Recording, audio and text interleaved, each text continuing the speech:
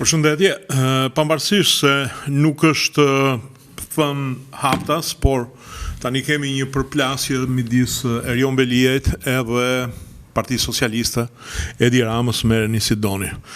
Erion Veliaj ka kundërshtuar në gjykatën kushtetuese vendimin për shpalljen e vendit vakant për kryetar bashkie të Tiranës. Ndërkohë, qeveria i shkruan Komisionit Qendror të Zgjedhjeve për shpalljen e vakancës në Bashkinë e Tiranës.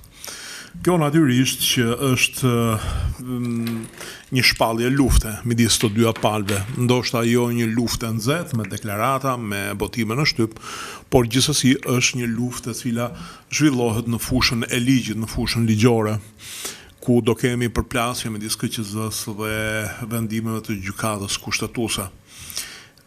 Ajo që duhet thënë në këtë rast është që Rama e ka ignoruar komplet çdo veprim të Veliajt, ndërsa Veliaj me sa duket deri në momentin e fundit ka pritur një reagim, një indulgjencë nga ana e Ramës, gjë e cila nuk ka ardhur.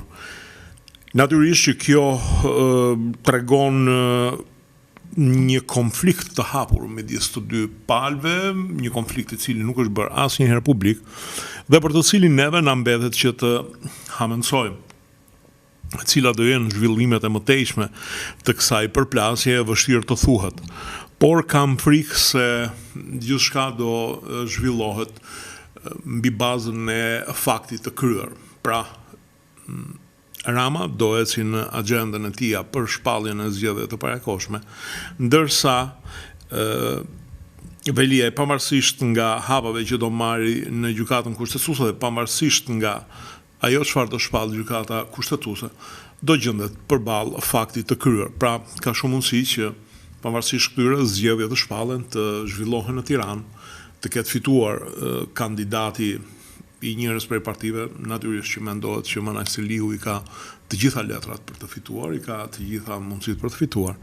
Dhe pavarësisht se gjykata mund t'i japë të drejtë Velis, atëherë Veliaj do t'i mbetet ajo që shpesh thuhet në Amerikë, pra kur gjykata nxjerr një vendim dhe presidenti e kundërshton atë, është një shprehje e famshme një presidenti amerikan i cili tha po mirë tha kjo gjykata sa ushtri ka tha që të kundërshtoj vendimet e mia.